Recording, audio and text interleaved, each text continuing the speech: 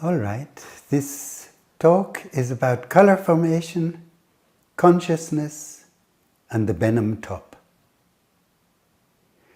Before entering the subject matter, I'd like to enliven our thinking about color with 3 provocative statements. It takes a living being to produce color. We each generate the colors we see, though we do not choose them. To understand color formation, it's not necessary to consider processes in the brain. This video presents a possible answer to a long debated subject, the appearance of color on the Benham top. This talk is part of a novel description of color I published under the title The Unified Principle of Color. The word color, as is used here, does not include black and white. The subject of color involves the physics of light, the biology of sight, and I add, the consciousness of the perceiver. Seeing color, rather than being simply a passive response to the presence of light, requires an active engagement by the observer. We could almost say we need to download from the cloud the colors we see. But from where?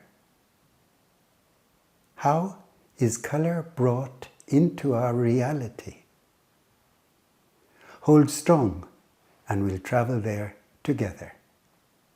I begin with light. Light is energy to which our eyes are sensitive. When it's strong, we see the light as bright. When it's weaker, it appears less bright. When there are variations in light that produce an image, the image will be in black and white. That is to say, in shades of grey between white and black. Light itself has no color. It's simply brighter or dimmer. This may come as a surprise to some, because we hear of light described as having red wavelengths and wavelengths of other colors. In fact, such references are known to be no more than a description of the underlying nature than when we say that the sun moves across the sky from east to west. The association of wavelengths with color is a handy shortcut, and it works lots of times. But it's not a factual description. The fact is, all wavelengths of light are colorless.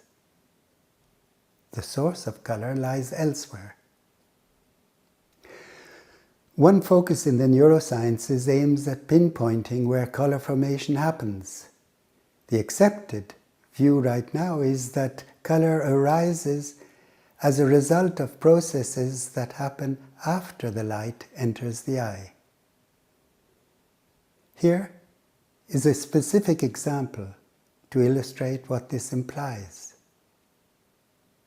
Let's say we're looking at a leaf in the sunshine. The objective description is that light from the leaf enters our eyes.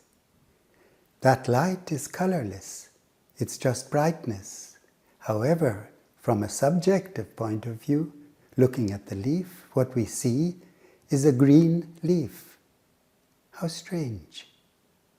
This transformation from colorless light into color is what we wish to understand. I summarize this as postulate 1. When we see color, we are observing the outcome of a transition from no color to color. It's useful to recall some basic facts about how light registers upon the eye. These points are sufficient to understand the formation of color without the need to consider electrochemical processes in the brain. The energy of light has wavelengths in the range between 400 and 700 angstroms or billionths of a meter. These wavelengths are received by cells in the retina of the eye, principally by the 3 cone-shaped cells. The S cones sensitive to short wavelengths, the M cones to mid wavelengths, and the L cones with peak sensitivity to the longer wavelengths. I'll refer to these three as cone sets. The research of Edmund Land and others shows that the three cones form separately their images, and only later in the visual process are these three views combined. Whenever light reaching the eye is not full spectrum light and only part of the spectrum, the three cone sets register contradictory brightness values, and the result is three contradicting views of what is looked at. For instance, looking at a sunflower, the L cones of longer wavelengths register the flower as bright and the leaves as darker, while the S cones, the flower is darker and the leaves are brighter. The M cones register something in between. Contradictions in brightness produce three incompatible views that create an impediment to seeing. We cannot see three different images of the same thing at the same time. And yet, we do end up with a single view. How? You know the answer already. Three contradictory views form, and somewhere something happens, and what we see is a yellow flower and green leaves. In seeing color, magically, the opposition disappears. No hint is left of the visual impasse. What happens is that by seeing a particular color, we've resolved those three conflicting black and white views. Seeing yellow, for example, is the resolution of one particular set of contradictions in brightness. And seeing green is the resolution of another particular set of specific contradictions. I summarize this as follows. Postulate 2. Whenever we see color, it can be traced to brightness contradictions in the views formed by the three cone sets. Equipped with these two initial postulates, we enter the subject of the Benham top. Charles Benham was a toy maker in England in the late 1800s, published an article in Nature on the curious top he was making. The top was black and white, but when spinning, it becomes colored. How black and white becomes colored wasn't understood then. And today, some 130 years later, with volumes of research since then, the phenomena is still not understood. And to tell the truth, it's not just formation of color on the Benham top that's not understood. It's, in general, the formation of color. It is little to explain it. For Newton, the source of color was hidden in light. For neuroscientists, the source is hidden in the skull, in the activity of neurons. However, if we attribute color to neither of these, a new understanding of color opens before us. One that brings a degree of clarity, not only to color formation, but to questions about perception and reality. Here's a picture of the Benham top. Looking at the top, I ask you to imagine what happens when it spins. If you imagine that the arc segments form circles, you're right, but there's something else that happens. Take a look.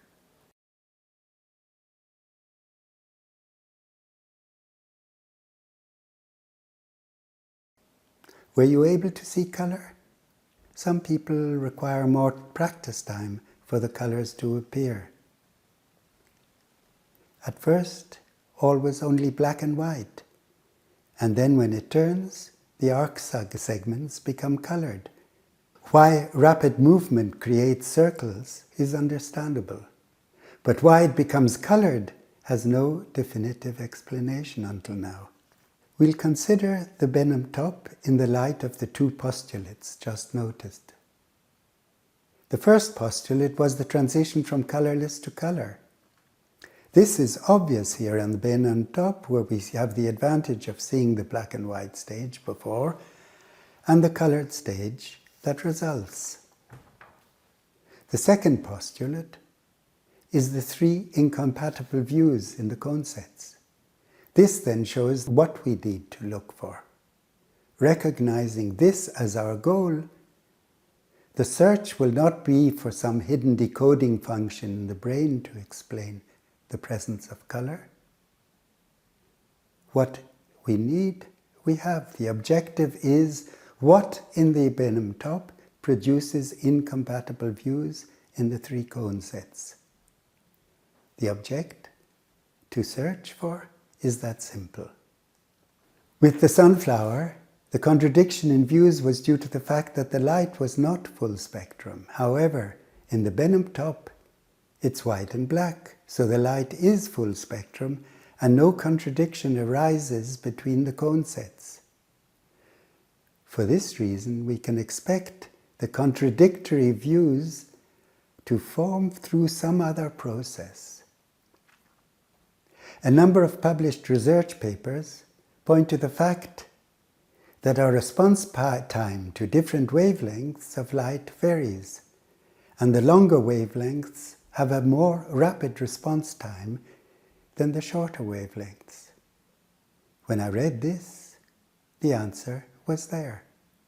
This fact answers not only the question of color formation on the Benham top, but also explains the direction in the colors we see. I enlarge now on this one central point. Other related factors can be found in the book. When the top is spinning, where is the transition between white and black? It's at the ends of the arc segments. Clearly, that's where a change in brightness takes place. A simple test using just one arc segment on the disk demonstrates that the entry into the black arc from the white background produces colors from the blue half spectrum, and exit from the black arc segment produces colors from the red-yellow half of the spectrum. And why is it so? Well, we can think that through together. The faster reaction of the longer wavelengths implies that the L cones will respond faster than the S cones. Let's take the example of the exit from the black arc segment. Rapid image formation by the L cones will register having entered into the white background. At the same moment, the slower S cones would register the image of the dark arc segment before this transition. The S cones register that it's black, the L cones that it's white. Thus, it's bright in the longer wavelengths of the L cones, and for this reason, like elsewhere, what we see is a color from the red half of the spectrum. This is the very same contradiction that we noted in the sunflower. When the top spins in the opposite direction, the transition is the other way around, and it's not the exit, but the entry of the arc. And so the contradiction becomes the S cones registered as bright and the L cones register as dark. And then what we see is from the blue half of the spectrum. I leave it to you to think this through, but I can show you how this works. Here's a simple image of the top with just two arcs. See how the colors reverse when the direction of the spin reverses.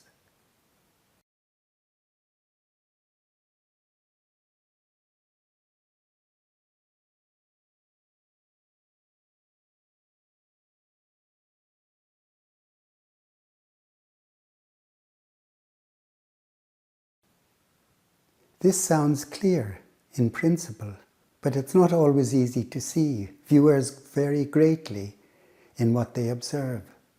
This is understandable. In other situations where we see color, color production is stable over time.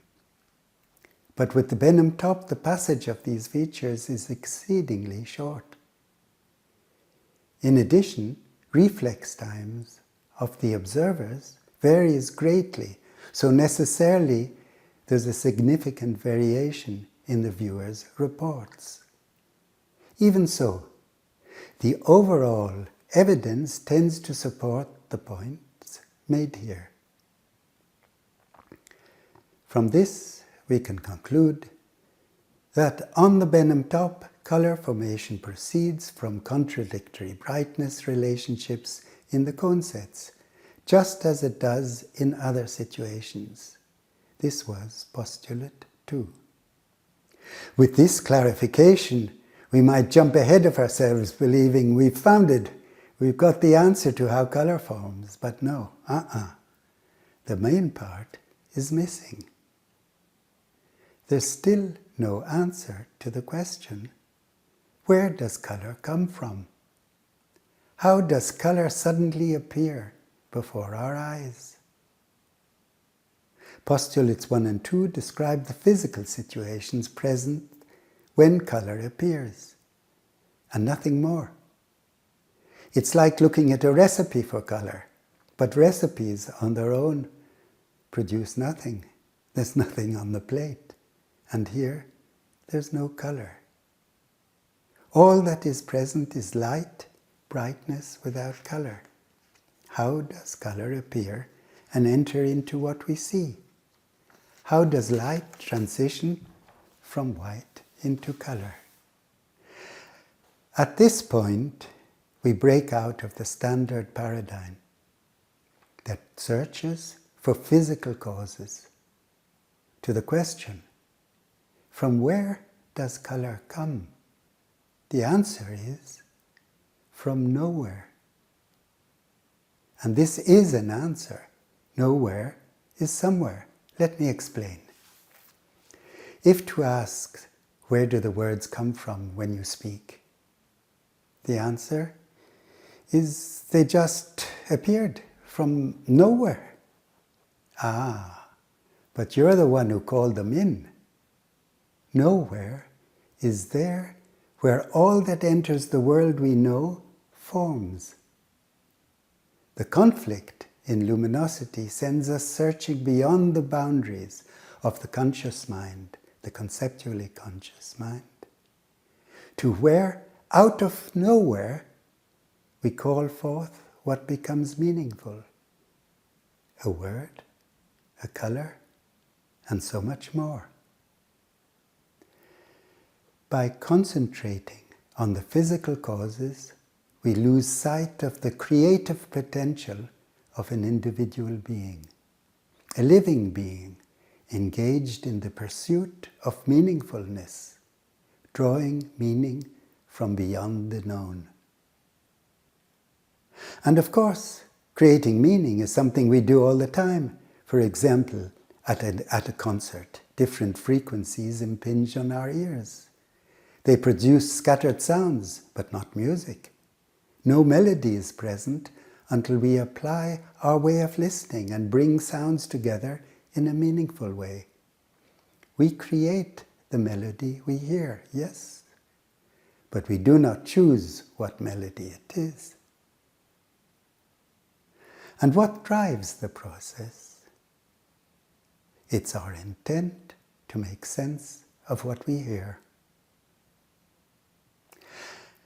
In the case of contradictory concept views, there too we're called to resolve what doesn't make sense and transform the conflicting views into a single coherent image that can enter consciousness. Holding the intent to see, we encounter the conflict that activates our creativity and intelligence, qualities that seem to be present in all life forms. With the intelligence to recognize what we see and the creativity to go beyond the abstraction, we call up specific colors whose presence resolves that particular contradiction or set of contradictions and enables the pursuit of seeing. But from where does color come? From nowhere. Does this mean color is my invention? Definitely not. The color is already there. But where? It's in the potential in all we know as the world. And because it's potential, it's not actual. From beyond what is conscious, we each bring into actuality the colors we see. The source of color is neither in the physical realm nor in the mental realm. Today, that third realm is spoken of as the imaginal, or the mundus imaginalis, a term of Henri Corbin taken from Persian mystic philosophy. It is where linear, sequential, logical thought dissolves away into the interrelationship of all at one moment, leaving not emptiness, but the fullness of all that can potentially be. But the purpose here is science, not philosophy. In what manner are these statements pertinent to scientific exploration? In the fact that they signify a reversal of cause and effect. Whatever is observed is the effect.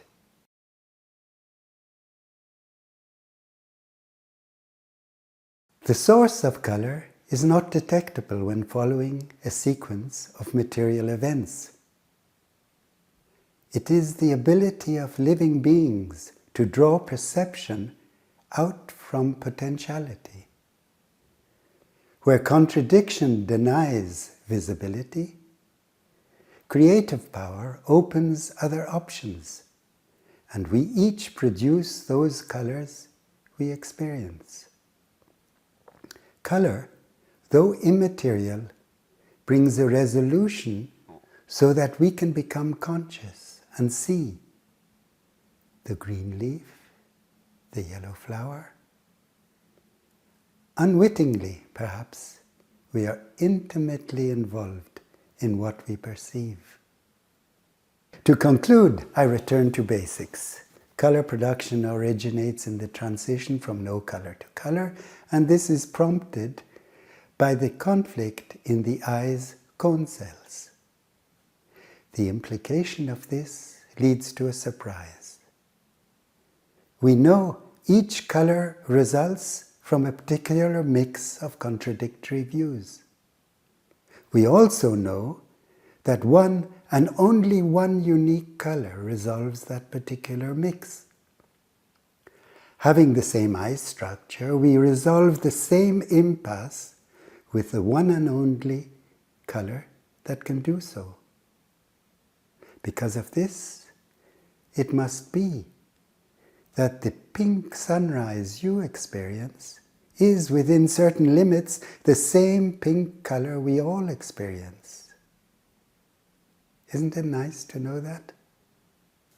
This last snippet is a bonus, just to whet your appetite for the book, The Unified Principle of Color. Thank you, everyone.